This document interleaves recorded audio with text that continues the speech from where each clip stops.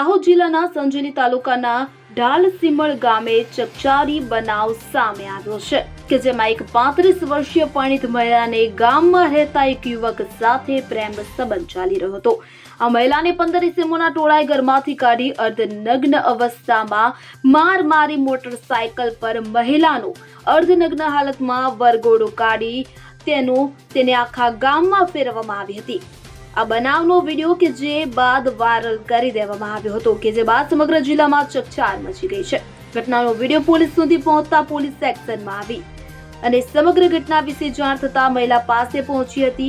સ્થાનિક પોલીસે મહિલા સાથે વાત કરીને સમગ્ર ઘટનાની માહિતી મેળવી હતી કે જે બાદ 15 ઇસમો વિરુદ્ધ સંજેલી પોલીસ મથકે ફરિયાદ નોંધાવતા પોલીસે ગુનો નોંધી આગળની કાયદેસરની કાર્યવાહી હાથ ધરી છે। મહેન્દ્ર ચારેલ સાથે CN24 ન્યૂઝ સંજેલી। હવે જુઓ દેશ દુનિયાની તમામ ખબરો તમારી આંગળીના ટેરવે।